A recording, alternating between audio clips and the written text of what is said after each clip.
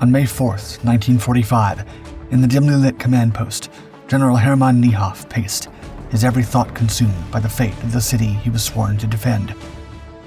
The sudden creak of the door broke his reverie. A delegation of German clergy entered, their faces pale, their steps heavy with urgency. The leader, a priest whose voice betrayed only the slightest tremor, was the first to speak. He urged the general to surrender the city, insisting it was the only way to save innocent lives. Niehoff's chest tightened. To yield meant preserving lives, but it also meant betraying everything the Wehrmacht stood for. The distant roar of artillery echoed through the walls, a constant reminder of the city's destruction just outside. Before Niehoff could reach a final decision, orders from above arrived. The directive from Karl Hanke, Gauleiter of Silesia, was unmistakable. Resist at all costs. The matter was settled. But the clock was ticking. Moments later, the ground beneath them trembled, a deafening crash.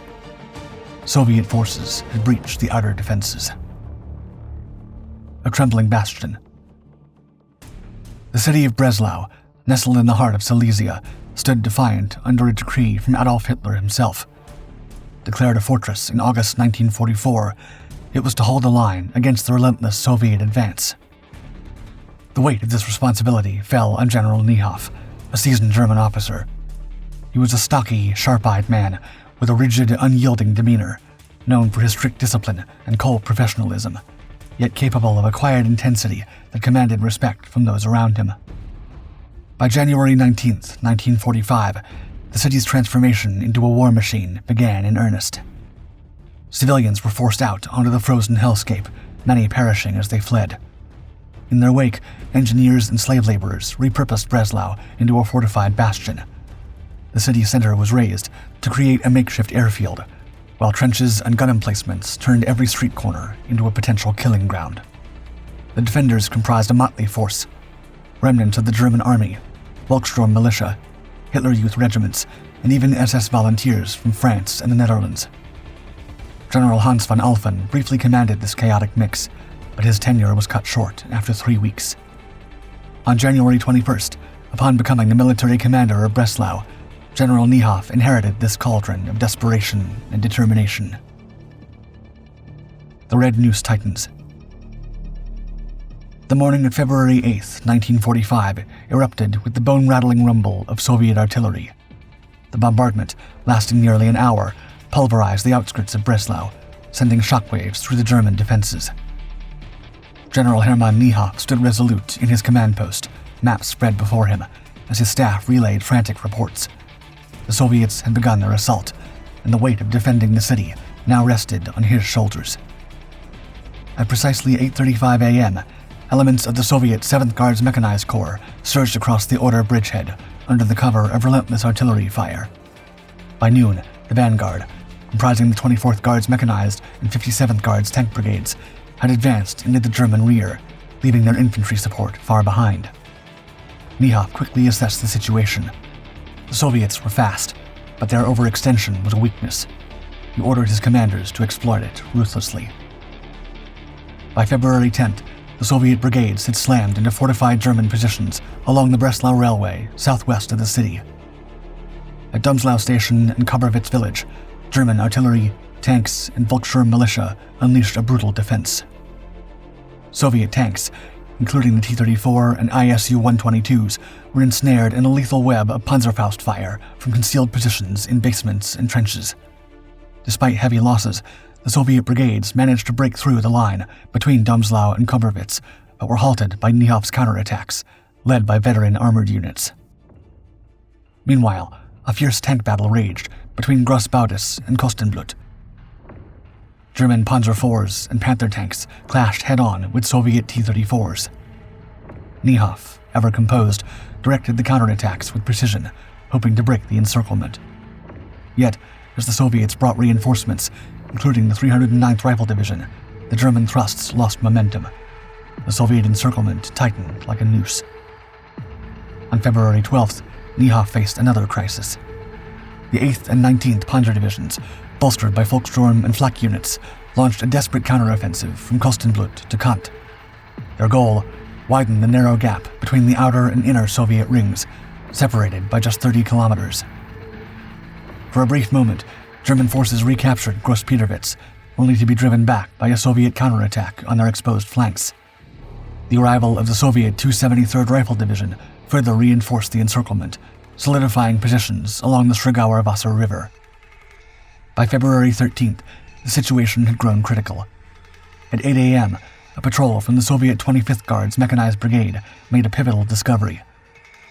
A self-propelled artillery regiment of the 5th Guards Army at Rotserben, a key road junction south of Breslau. Hours later, the brigade's 12th Tank Regiment linked up with the 252nd Tank Brigade of the 31st Tank Corps, completing the encirclement. The city was now sealed. That night, as darkness cloaked the battlefield, German forces launched a final breakout attempt. Elements of the 269th Infantry Division, supported by the 19th Panzer Division, struck both the inner and outer Soviet rings in a desperate bid for freedom. Fierce night fighting ensued, with 2 brigades of the 7th Guards Mechanized Corps holding the line under relentless pressure. By 11 a.m. on February 14th, Soviet forces had restored their positions, closing the brief corridor that had allowed some German troops and civilians to escape. Inside the city, the situation was grim. Thousands of forced laborers, prisoners, and concentration camp inmates toiled under constant shell fire to construct defenses and clear rubble. Many perished in the crossfire. Others were executed when their strength failed. As dawn broke on February 14th, General Niehoff surveyed the battered city. Soviet forces loomed on all sides, their guns poised for the final assault. Yet his resolve remained unshaken. Every street, every building would be contested. Breslau might fall, but not without a fight. City of Fire. The night of February 14th, 1945, draped over Breslau in uneasy silence.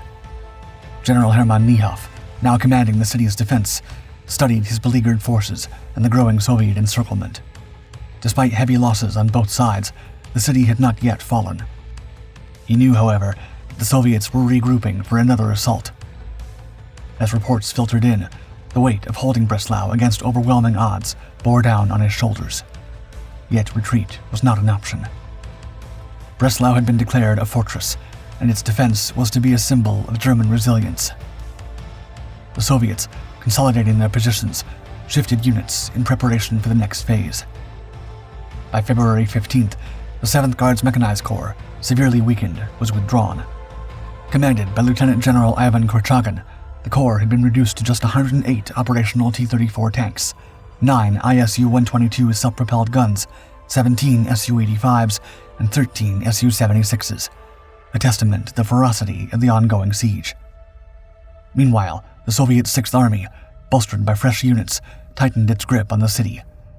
The 294th Rifle Division and the 77th Fortified Region joined the siege effort, replacing units of the 5th Guards Army, which was redeploying to another sector.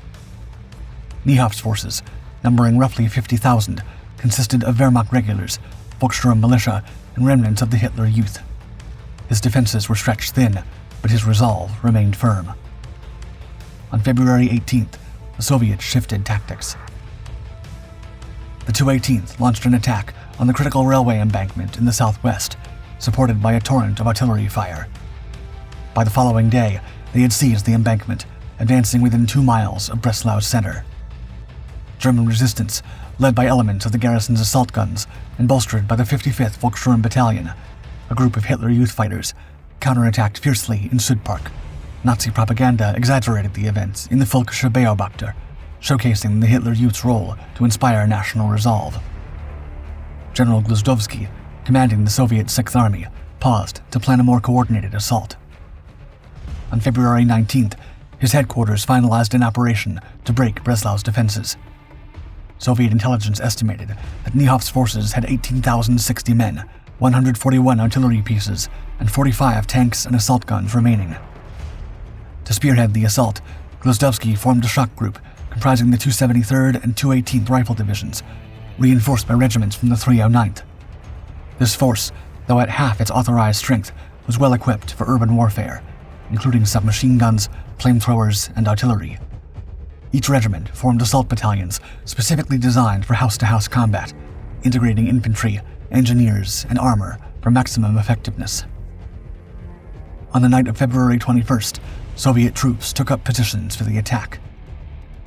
At 8 a.m. on February 22nd, a thunderous artillery barrage announced the start of the assault. For 2 hours and 40 minutes, 572 Soviet guns pummeled the German lines, including the 280mm mortars of the 315th Battalion. The ground shook as shells obliterated trenches, buildings, and bunkers.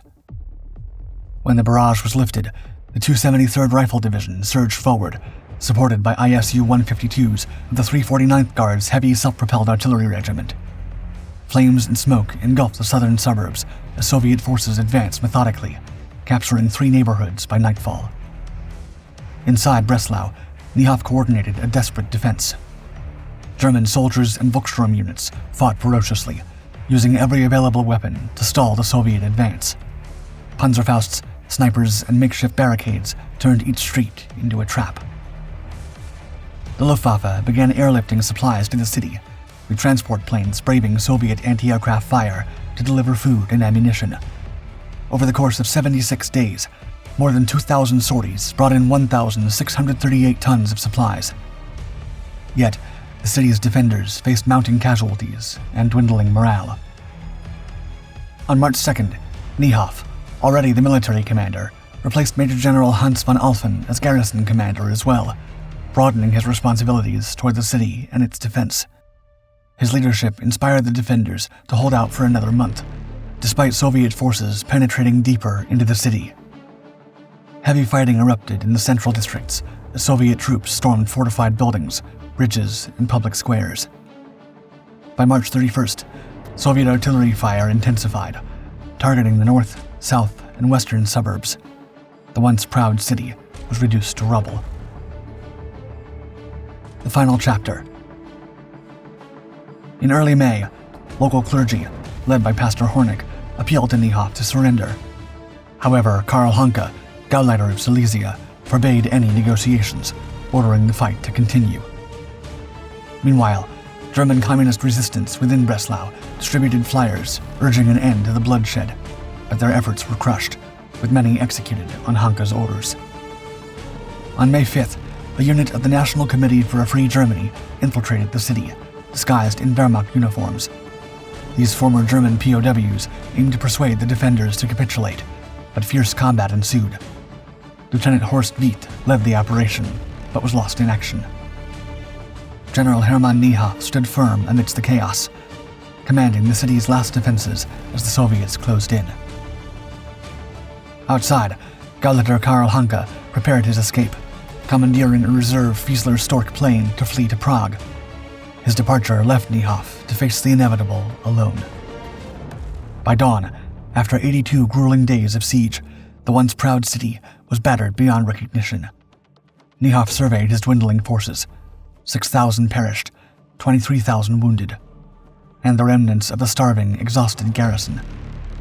The Soviets, relentless in their advance, had paid dearly for every inch of ground with an estimated 60,000 casualties. The city's streets, littered with rubble and the memories of civilian suffering, bore silent witness to the toll. 80,000 civilian lives lost in the maelstrom. As the clock ticked toward surrender, Niehoff ordered his officers to cease resistance. The garrison's weapons, once symbols of defiance, were laid down, and the German tricolor fell. Breslau, the last major German city to resist, had fallen just 2 days before the war's end. When Breslau capitulated, Hanke's escape unraveled. Disguised as an SS private, he joined the 18th SS Freiwilligen Panzergrenadier Division to evade capture. But fate caught up with him near a Czech partisan line. As he clung desperately to a passing train, bullets rang out. Hanke fell first, his body crumpling under the weight of war's final cruelty. His life ended violently, his legacy marred by betrayal and cowardice. Hermann Niehoff, in contrast, surrendered with dignity, ending Breslau's ordeal. For him, surrender marked not just the collapse of a city, but the final chapter of a doomed nation's war.